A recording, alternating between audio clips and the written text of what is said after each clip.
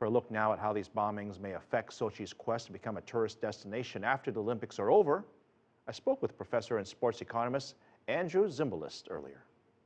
The Russians have said that they have Sochi secured and that they don't need to spend any more money on security in Sochi, leaving open, of course, the question of how secure are the surrounding areas.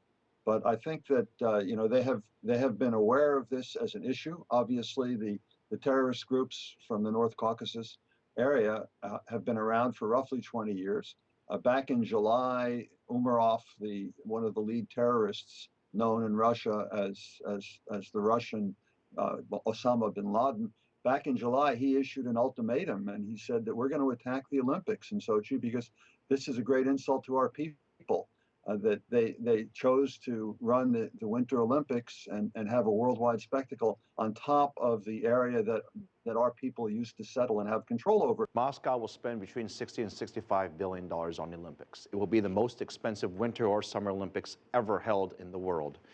A large portion of that will be on security, but I would imagine that this is going to have an impact on tourists who perhaps might be on the fence or in the process of, it's a little late now, but if they were planning to go there or were interested in going, this is going to be an issue, is it not? And how will that affect the economics of the Olympics overall? Yeah, so somewhere in the neighborhood of 60 or $65 billion will have been spent. Probably somewhere around $2, $3, $4 billion will have been spent on security.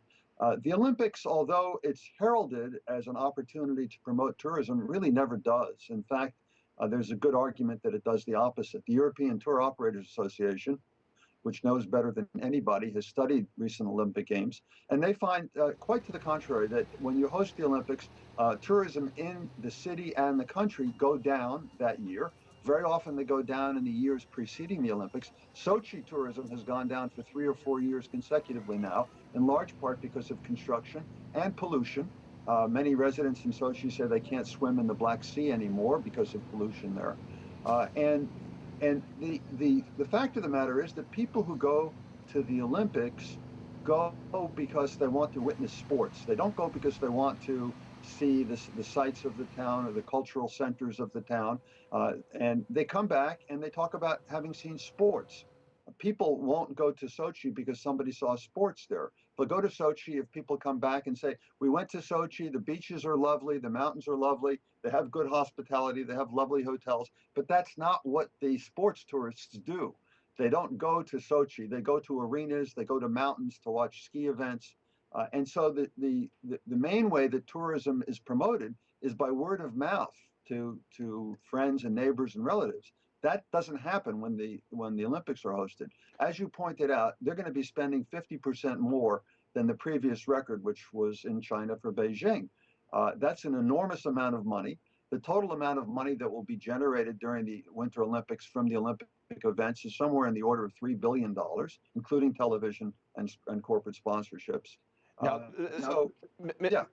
Zimbalist, I mean, there's also another aspect that perhaps is more difficult to calculate, and that is the hundreds of millions of television sets that will be showing off the area that the Olympics are held in, whether it's Los Angeles or Atlanta or Athens or Beijing. I mean, there's a value there to the economy overall that people say, look, we recognize this area. It's a world-class country being held at a world-class facility. Certainly, that must have long-term benefits to a country, or does it not?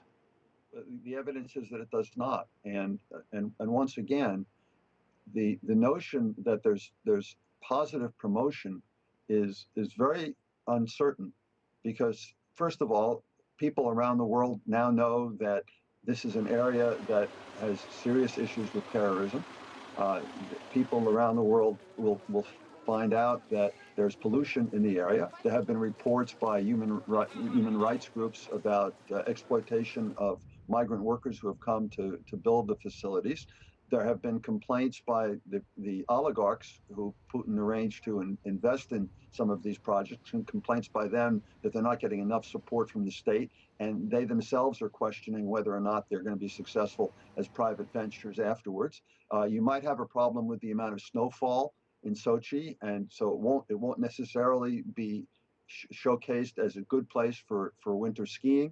There are all sorts of issues that happen, and if there is, in fact, if there is terrorism during the Olympic Games, that will be a terrible effect on the opinion that people have of Sochi as a resort town. What does this teach us, if anything at all, about future Olympics and how they will be held? Is it overly commercialized? Is there enough or not enough security? How do we handle this going forward? If I'm Thomas Bach, what I would be concerned about is that there has been a trend over the last 10 years for the so-called BRICS countries, the countries that are emerging as industrial powers, large countries like Brazil, like Russia, like China, like India. Those countries now want to say to the world that this is a coming out party for us, that we're ready to do big business. We're ready to have big tourism. We're ready to accept people from around the world. The problem with that is that these countries often don't have the resources to properly invest in the Olympics, and they don't properly plan the use of their resources for development. They plan them to please the IOC. So I think that the whole conception of the bidding process in the Olympics, as well as the security issues that you allude to, have to all be rethought. Thank you.